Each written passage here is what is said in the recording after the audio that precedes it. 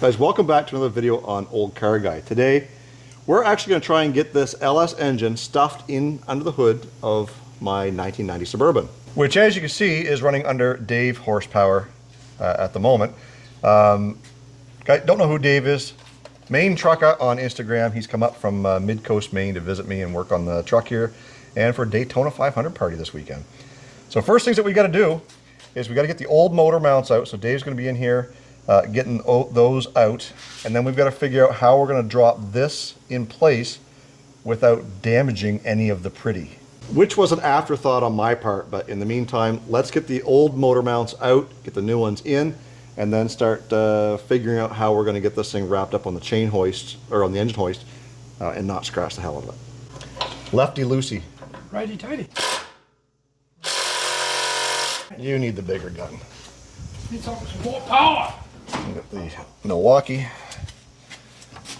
and 9/16.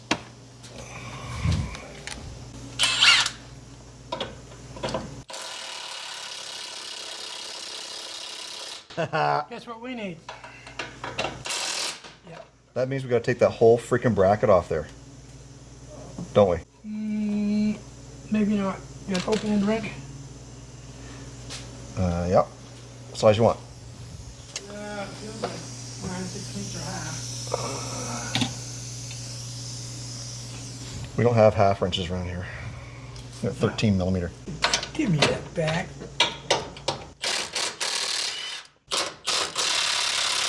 Oh, this is just perfect. Dave's being the grunt. I'm just a cameraman today. I love it. Freaking right, Dave. Nothing like getting into your work.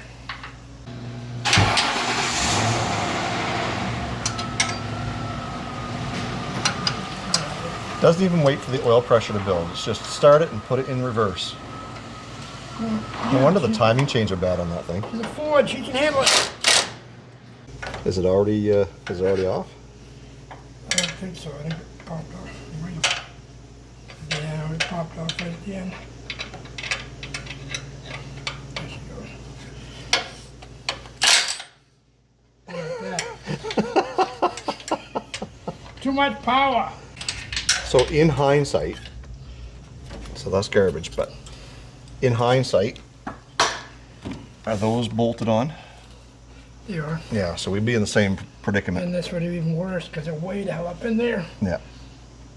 So, No biggie. Was there only 3 bolts? only 3. Here we go. See if I can do this without freaking tearing up the brake lines.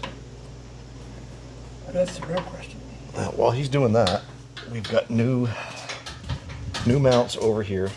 Brand new anchor mounts. Made in USA.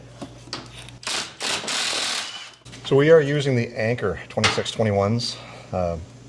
They're not much more than the cheap Chinese ones, and for those who are concerned with where things are made, right there. Made in USA. That one fighting you a bit? Nope. The bottom one was because the brake line, not to destroy the brake lines. Hey, let's wipe that down quick, Dave. So you want to... I'm gonna have to paint, but I just want to make sure that there's no. Oh yeah, that's in good shape there. Look, what's that? Anchor. Anchor. So that must have been a part of a kit. Maybe they replaced that piece at one point in time. Maybe. That one there. This is the new, because it... That one's got it too. Well, you know what? Maybe Anchor made them for GM. Maybe. You got a part number on it. But you got the... one of them was definitely replaced before too. This one. Yeah. Seems clean. This is probably the oil drip side. If it's leaking oil, you know it's got oil in it. That's main rust proofing. This end up. I think they're universal, but. If you're not bleeding, you're not working. Too good to be bleeding for the end of the day. And if anyone's asking if Dave is legal to work in Canada, no, he's not. Because in order to get work, you got to get paid. I put one up there. Did you? Did you move it? I moved some of them. Oh, you put it here. Oh yeah. Yeah, good. You can find a nut for that one for the other side then. I got extra nuts. Got one in here right now. What's the deal with that?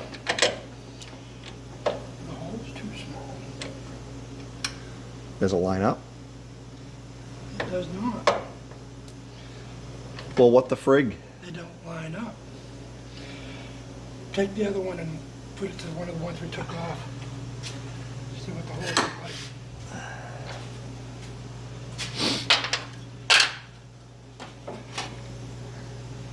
Oh, I see.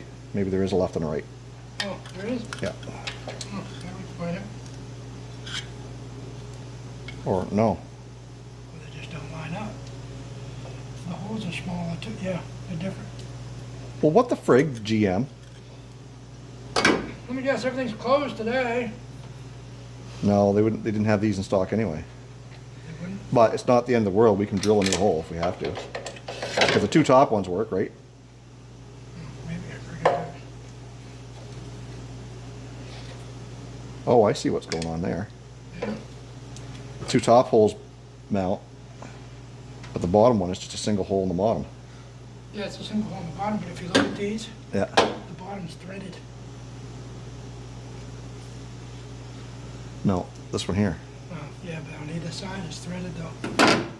Does that line up with that hole down there? Nope. Are you sure? That one right there. Oh, it does. Come on, man. Had you worried though, didn't I? You're just testing me. Testing it. We'll go with that. So put that bottom one in first and see if make sure it lines up. That's the difference. Good job, Dave. They came out of there though. So Yeah, you it's understand my confusion. I get it. Because that would be a pain in the ass to get the wrench on now, you know, it fits in different spots. So in case you're wondering what we're talking about, the original mounts, two at the top and one on the bottom, and the one on the bottom is offset. Oh shit, right on the fender. Compared to this one, the two holes up here matched, but rather than the hole being here, it's here. No big deal. There's a provision on that bracket on the truck for that hole there, so it works. How bad did I scratch? No. It's fine. hard to even notice I'm it. breaking my fingers down here, and he's worried about the fender. I'm sorry, Dave. What? What did you say? Did you speak down there? It's like a government job. You wouldn't have to have knee pads, would you? I can find something for you to kneel on. These cardboard, I can just move that cardboard back. Beautiful. The concrete's cold on my knees. I could get used to this. Pot. That's part for those who don't speak Maine. People that don't talk Yankee, You can't get there from here. like that bad. Close. Tim Sample lives right here in Calais, eh? You know that guy? While he's doing that, we're going to see if we can get the engine and transmission moved around here, or the engine and stuff moved around.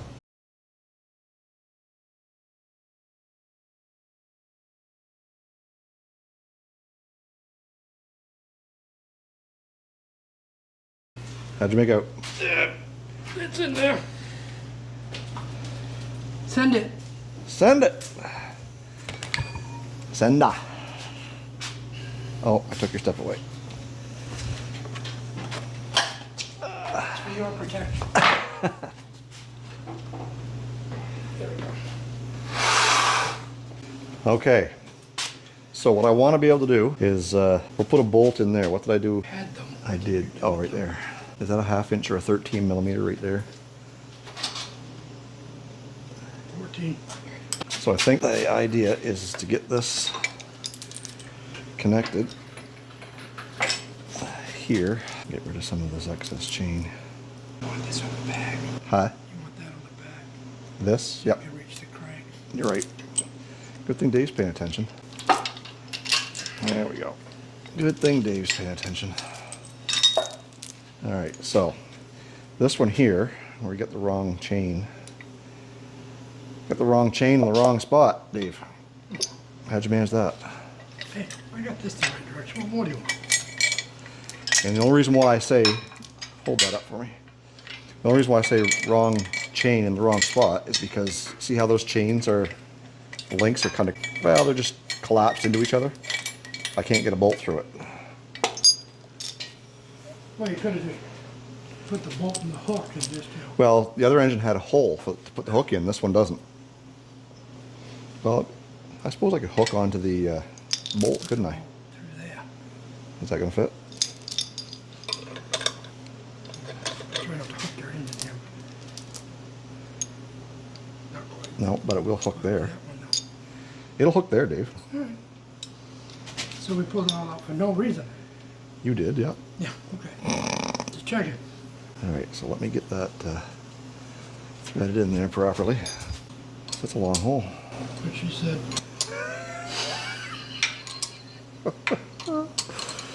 Oh, I should have known.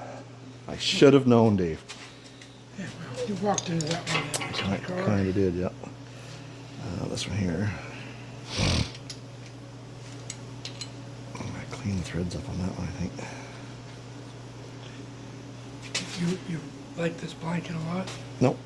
Cut a hole in it, pull it down, put the bolt right through the hole. I got to clean the threads out in the hole first, but yeah. Clean that hole out so we're not gonna pull too much junk and break a bolt and then be dealing with. I think the plan is get this thing in there, make sure everything is good. And then we can trace, because we're gonna have to, I think we might have to trim that frame a little bit for those AC lines Right. on the compressor. So if that's the case, The oil some been clear? oh yeah. I say that like I'm 100% confident. You're the positive one, I'm the negative, remember? You have Yin the and plan. Yin and yang. I'm positive nothing works, you're positive everything works. So, So what we did is put a hole in here so that when we go to put this in, it's not going to scratch. No one's going to see the back of the head back there anyways. I've seen plenty of bikes heads in my time. Oh, David. This is why you don't mic me up. Get where you want, then we'll figure this side out. We should be all right. Might have to play around with some of those wiring. But those engine mounts that we used for the relocation that came from Tejas moves the whole engine forward, supposedly by 2 inches. So that should allow us more clearance on the firewall, I think, anyway. Dave, you're still bleeding, bud. You bruised up pretty good too. Now, what size are those bolts holding it to the engine stand? 15 as well? No, geez, those are like 3/4. Not even. 5/8. If you don't spend half your day looking for that tool or the right socket that you just, you know, I don't know who put those on there, but they're 11/16 for the record. Third time's a charm. Take some slack up. Well, maybe we should try and pick it up because that's putting a lot of strain on that last bolt. There you go.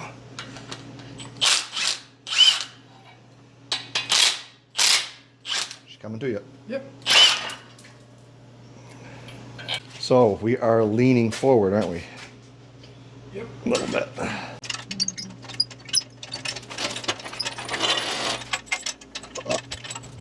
Can you swing it? Maybe if I lift up on this side? It's an oil filter. Yeah.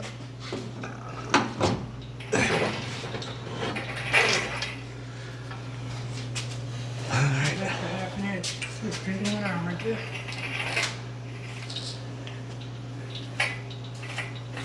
You know that cardboard you gave me? Is that what it's hitting on? For Pete.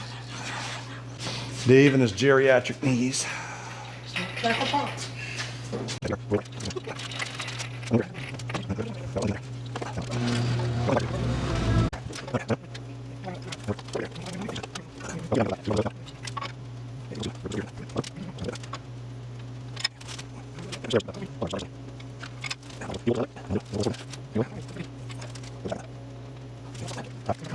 Okay, so the problem what we're going to have is, If it's not dropping, it should, well, I yeah, can actually I'm right against the brake booster over here. Yep. So if I do, Oh, let me swap sides then, because Okay. the only thing over here is the AC and the heater, of course. so just be mindful of that corner. We'll see if we can swing it. Might have to tilt it Oh, yeah, we can do that, can't we? Yep. Tilt it back down a little bit. back.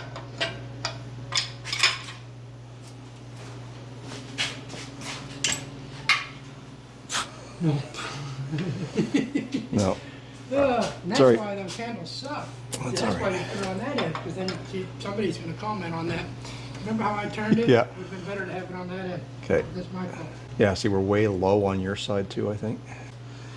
We'll jack it up enough and we'll take that cover off on that on your side Okay. and see if that helps. I hope that's not going to be a problem. Okay, so the other thing too is that coil going to be in the way? You want to take it off just to be safe, or? We gain quite a bit of room, but I'm not sure it's going to be enough. Yeah, see, that's the thing with the stock valve covers. They're much lower than this too. Just remember, your side is lower, so once yours is in, we can put a bolt in there. Yeah, might have to take that AC compressor off just to get it in there. What we're seeing is where we got to trim the frame a little bit for that AC. If the AC pump wasn't on it right now, it would slide down. All right, so I'm not sure if you guys could tell the struggle we were having, but the first struggle was with the decorative cover on this side. It was hitting against the brake booster, so we had to remove that cover as well as the coils to get it to slide past. So down here on this side, we're close to getting that one lined up, get that hole through this hole in the center of the screen there. And over here, we've got the AC compressor is in the way, and we kind of knew that we were likely gonna have to trim a portion of that frame back. So I'm gonna mark that. And to all you guys who said, oh, you're cutting the frame on your Chevy Suburban. Well, all we're doing is we're just gonna come in like this, a little bit, so that glides down through there. We may end up having to do a little bit more back here to make accommodations for the hoses, but I'm gonna come in here like this. So we'll lift that engine up a bit and we'll get in there and we'll get that cut out of the way so that side will drop down. If you can see, we are quite a ways off of getting that. I should say quite a ways, but we're probably about 3/4 to an inch of getting that one to go through. So we'll get the death wheel out and we'll grind a little bit of that off there and see if we can get that slid down into place. And we'll be right back.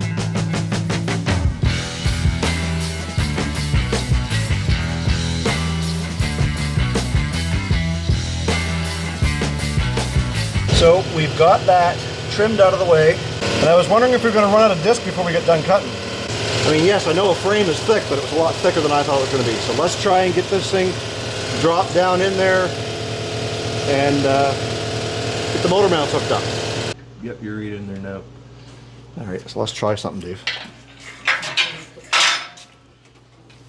That one's close. We get it dropped down a little bit further, we might be able to get that one put in and then lift up on the engine and get that one put in. This one's really close now. You think so?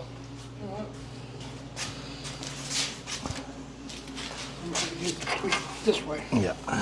which is why I was underneath it, trying to tweak it. Well, now this one's got to go, like I said, I think the whole engine's got to do this. Yeah, that's what I was thinking. So what if we pry it up underneath the engine mount? All right, so what we found, the problem was Jason's fault. We thought maybe there was a left and a right to these engine mounts, which there is, but I had them on the right way. And when I ordered new clamshell motor mounts for this thing, I ordered them for this truck. For some reason, the tabs or the ears are a little bit different on the mounts that I got versus the mounts that are supposed to be original or the original ones. Let me show you. So these are the two mounts, and each of these mounts has a little ear on the tab. And if the camera picks it up, one is high and one is low.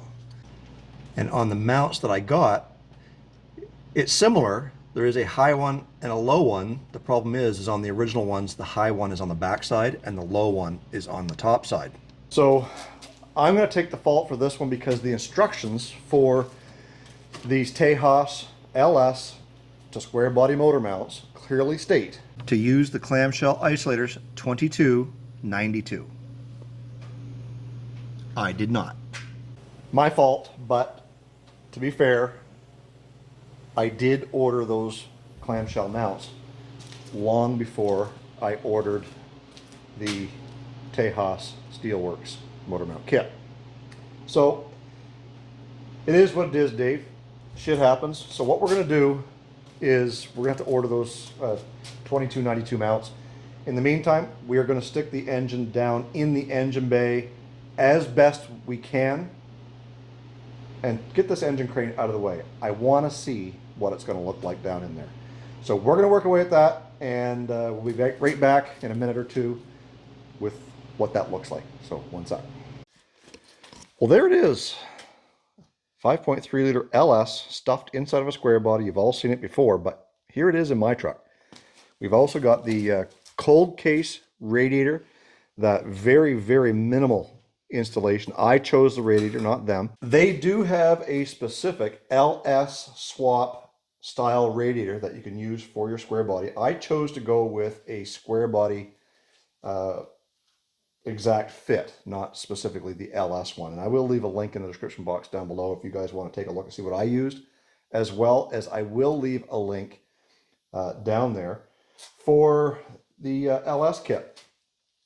If you want to pick up one of these radiators, I'm going to leave a discount code right here. If you guys want to pick up one of these for yourself, you can get yourself some free shipping and take advantage of these great looking and performing radiators. Now, I don't know how it's going to perform personally, but what I do know is that there's a lot of guys out there who are using these things and having really, really good luck with them, and they love them. Keep your LS cool, keep your hot rod cool, whatever you're using it in. Also, we've got our Phytech intake here.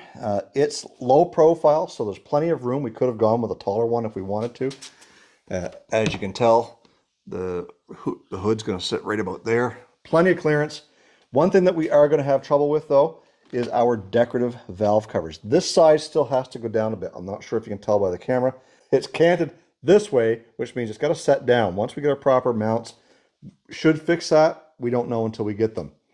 But like I said, as you can see over here, there's not a lot of clearance between that booster and the top of that valve cover. Once you get the coil in there and the height, it might be a problem. Absolute worst case, if it doesn't work, we go with a smaller booster.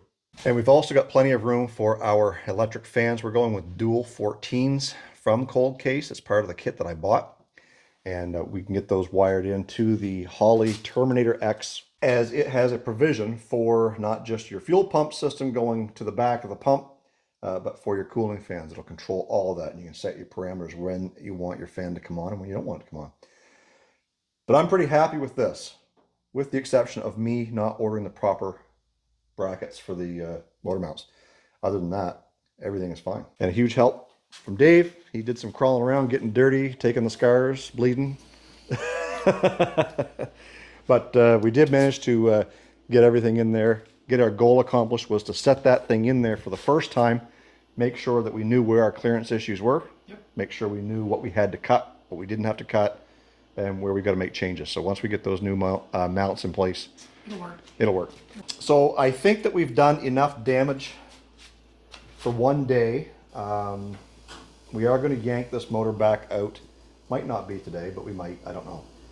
Because we've got to change those engine mounts, and those are a little bit of a challenge to get at because they do have capture bolts on the back side, which are not easy to get at. So Dave's got the scars to prove that. So once we get that done, then we can kind of drop it down in there, hopefully for the final time. And there's a few things that we do have to get done. One is the rear cover with the rear main seal, the little barbell thing that you're supposed to change out. All that. And I may do that before I drop the engine back in for the final time. I may not. I may wait till we've got it up in the air on the hoist to be able to stand up and do that without the engine swinging all over the place. Long story short, if you're not already subscribed to Olde Carr Guy, make sure you hit that subscribe button. Make sure you like this video. We've got lots of great content coming here, and before too long, maybe even as early as the next LS video, we might be able to crank this thing up and make sure that it's going to run. Oh yes, the dipstick. And I think I got to take the manifolds back off to put the dipstick kind of down in between. No big deal. All small stuff. We're going to make a list of things that we've got to pay attention to so that we don't forget. Also, on the back of the engine, you see we've got a few holes there. We've got to get those filled. Some of them are going to be nipples for vacuum, for the brake booster, and for different things. So cruise control is one of them that we've got to get that done, which we should be able to make work with this one here. Just connecting to the original wires and all that stuff. So, but that'll be for another video, and we'll end this one with stay focused on the windshield, not the rearview mirror. I love you guys. God bless. See you in the next one.